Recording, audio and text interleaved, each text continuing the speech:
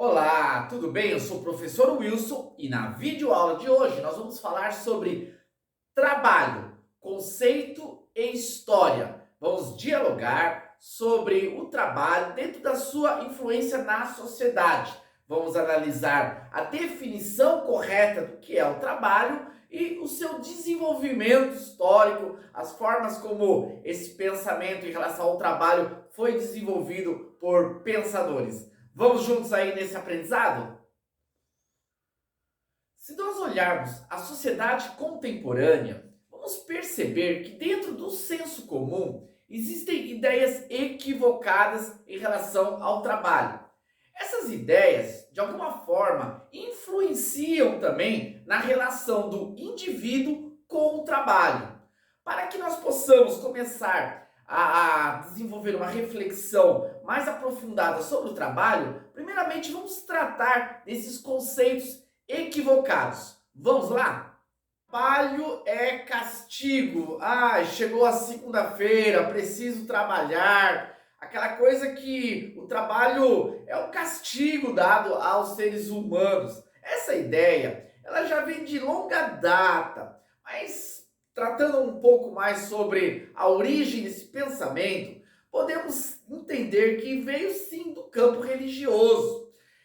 A ideia de que o castigo foi proposital ao homem ali no Éden, depois que o homem pecou, o homem começou a ter a sentença de Deus de que por seu trabalho ele sofreria desgaste, suor, teria aqui algo muito penoso. Isso gerou uma relação do trabalho com o castigo.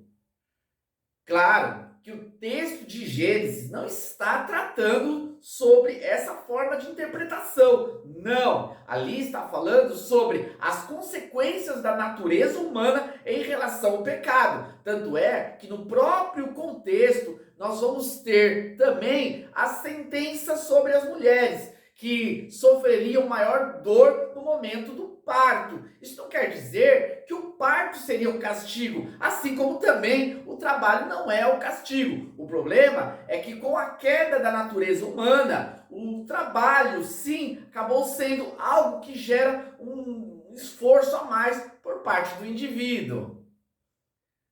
O trabalho é a exploração do opressor. Essa ideia vem fundamentada no pensamento de Marx. Quando ele escreve o Manifesto Comunista, ali ele está com aquela sua cartilha dizendo que os burgueses eram os opressores e que eles oprimiam o trabalhador.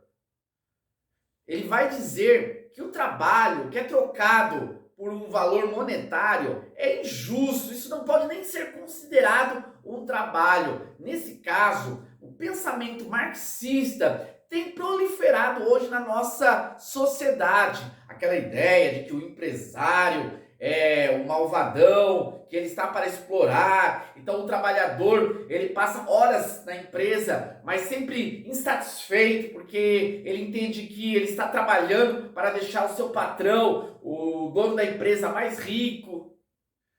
Marx vai definir a história da humanidade com a história das lutas, sempre o opressor sendo tirano contra o oprimido. Nesse caso, ele vai entender que tudo está relacionado à questão do trabalho, à questão monetária. Por isso que ele vai dizer que o trabalhador ele sempre vai ser oprimido pelo seu patrão. E ele propõe uma revolução, a revolução do proletariado. Então hoje, muitos jovens abraçam essa ideologia, essa fantasia marxista e tentam aí revolucionar o mundo, tentando destruir o sistema capitalista, o sistema monetário, propondo aí uma revolução que na realidade não deu certo em lugar nenhum. Outro conceito equivocado em relação ao trabalho é que o trabalho está relacionado somente ao ganho de dinheiro. Então as pessoas entendem que trabalhar vai proporcionar bens financeiros, somente isso. Claro que a riqueza, os bens, o dinheiro é proporcionado sim como fruto do trabalho, mas não podemos reduzir o trabalho somente a esses aspectos. Diante dessa ideia equivocada que o trabalho só proporciona o ganho de dinheiro, grande parte das pessoas se submetem a trabalhar de forma insatisfeita, fazendo aquilo que não interessa, que não dá prazer, simplesmente por causa do seu salário, por causa do seu ganho. Mas e aí? Qual seria real o conceito de trabalho? Como nós podemos lidar melhor com essa relação indivíduo e trabalho? Para nós trabalharmos essa compreensão, vamos nos atentar aqui a três conceitos. Primeiro conceito: o trabalho é uma forma de glorificar a Deus. No texto de Efésios, Paulo vai orientar a prática do indivíduo, a prática dentro da família, como pai, como filho, e também ele vai estender essa relação para a questão do trabalho, como deveria ser o comportamento do servo. E na orientação que nós temos das Escrituras, vai dizer que o servo deveria fazer o trabalho como se fosse para Deus, porque através do trabalho ele estaria glorificando o nome do Criador. Nesse caso, nós temos que entender que o trabalho é uma das manifestações que nós podemos ter na vida para glorificar a Deus. Glorificamos a Deus quando trabalhamos de forma correta, quando somos excelentes naquilo que vamos fazer, quando somos profissionais dedicados. Desta forma, nós podemos sim entender que há uma boa relação entre o indivíduo e o trabalho.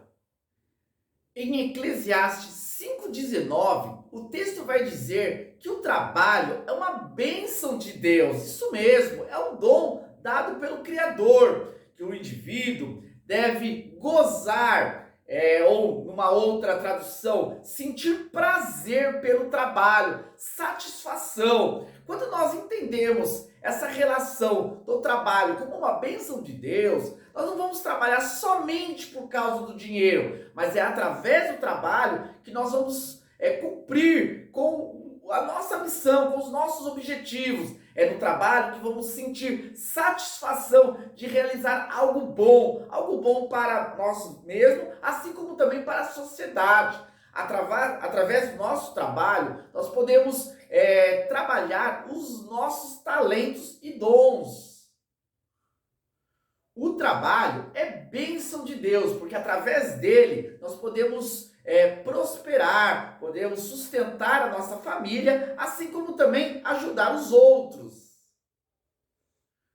E aqui o terceiro conceito de trabalho: o trabalho é uma forma de proporcionar o enriquecimento. Isso mesmo, eu não estou entrando aqui numa radicalização dessa teologia da prosperidade, que diz que nós que acreditamos em Deus devemos ser ricos, milionários, donos dessa terra. Não é nada disso. Mas estou aqui seguindo alguns princípios das Escrituras, que diz que aquele que trabalha de forma desorganizada, sem dedicação, vai empobrecer. Porém, aquele que trabalha com afinco, com dedicação, vai enriquecer. Sim, o próprio texto de Provérbios utiliza o exemplo da formiga e diz assim que nós não devemos ser preguiçosos, mas olharmos o exemplo da formiga que constantemente está trabalhando.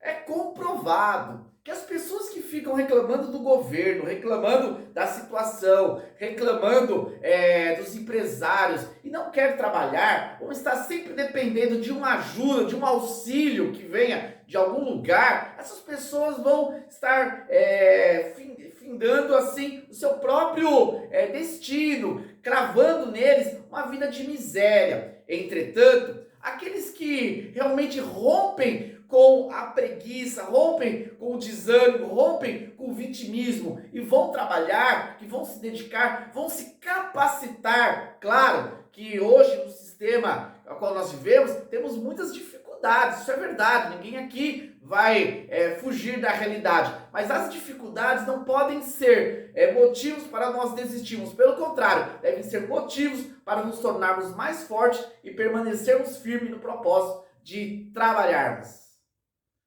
É isso aí, pessoal. Espero que vocês tenham compreendido aí esses conceitos que foram trabalhados, entendido que o trabalho sim é muito importante, que precisamos arregaçar as mangas e trabalhar. Por isso, agora eu quero te pedir para você fazer aí um trabalho rápido, se inscrever no nosso canal e estar acompanhando nossos vídeos para não deixar de aproveitar desse conteúdo para o seu crescimento. Aguardo vocês para a nossa próxima videoaula.